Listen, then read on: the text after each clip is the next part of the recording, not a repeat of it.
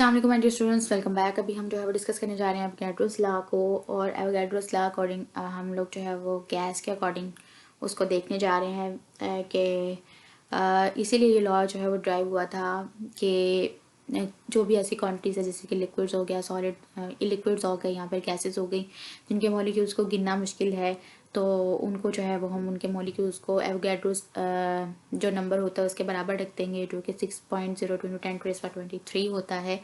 तो हम गैस के टर्म्स में इस लॉ का यूज़ करने जा रहे हैं। तो वो कहता है कि इक्वल वॉल्यूम ऑफ गैस जो होता है वो क्या होता है, सेम टेम्परेचर एंड प्रेशर पे क्या होते हैं, उसके इक्वल नंबर ऑफ मॉलिक्यूल्स होते हैं, इक्वल नंबर ऑफ मोल्स होते हैं। कहता है कि अगर गैसेस के वॉल्यूम आपके पास सेम है, सेम टेम्परेचर और प्रेशर पे टेम्परेचर एंड प्रेशर आपके पास जो है ये सेम है, तो इक्वल वॉल्यूम ऑफ गैस के इक्वल नंबर ऑफ मोल्स होंगे, इक्वल नंबर ऑफ मॉलिक्यूल्स होंगे। ठीक है जी, तो ये क्या होंगे, इक्वल नंबर ऑफ मॉलिक्यूल्स। तो टेम्परेचर एंड प्रेशर, तो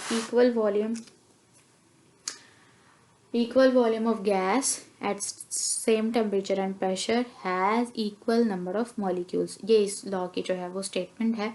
और उसके बाद वो कहता है, इसको एक्सप्लेन अगर आपने करना है तो वो कहता है कि अगर आपके पास इक्वल नंबर ऑफ मोल्स हैं गैसेस के at standard temperature and pressure, जो कि आपके पास स्टैंडर्ड टेम्परेचर क्या है 273.16 केल्विन और प्रेशर आपके पास 1 atm होता है, तो जो गैस के मॉलिक्यूल्स होंगे वो सेम होंगे, नंबर ऑफ मॉलिक्यूल्स आपके पास जो है इसके सेम होंगे। और जो कि क्या होंगे अकॉर्डिंग टू एवोगैड्रोस लॉ 6.02 × 10⁻23, ये जो है वो इसके कुल नंबर ऑफ मॉलिक्यूल्स होंगे। एग्जांपल्स वो कहता है जैसे कि आपके पास हाइड्रोजन गैस है, ठीक है जी, और ये आपके पास 2 ग्राम है, ठीक है जी, इक्वल वॉल्यूम है, और इसका जो है ये क्या बनती है 1 मोल, और इसका जो है वो प्रेशर क्या है 22.414 dm³, और एट STP यानी कि स्टैंडर्ड टेम्परेचर एंड प्रेशर जो कि क्या है 6.02 × 10⁻23 मॉलिक्यूल्स।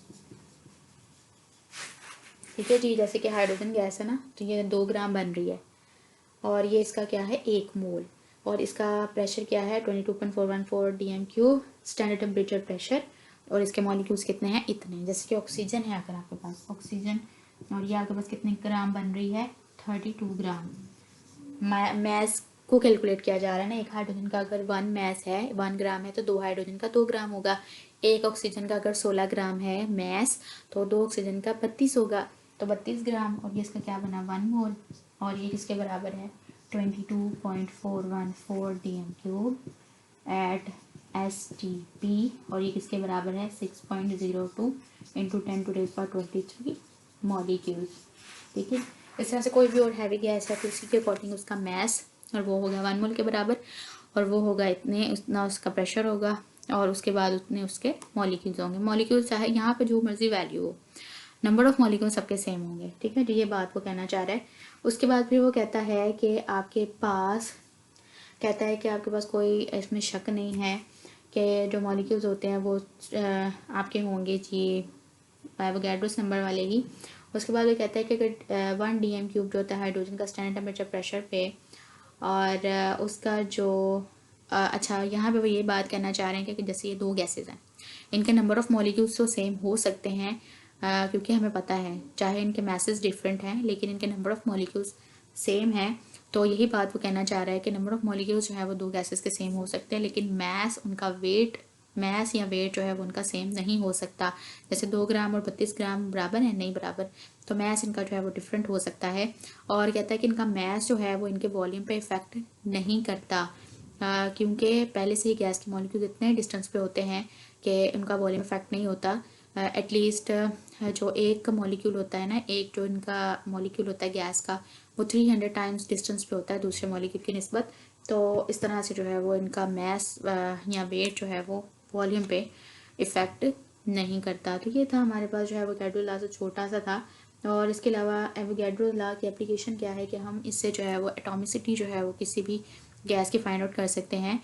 किसी भी गैस की नहीं, आई थिंक एलिमेंट्री गैसेस की, एलिमेंट्री गैसेस जो कि एक ही एलिमेंट होगा जिनमें, तो उनकी जो है ये फाइंड कर सकता है।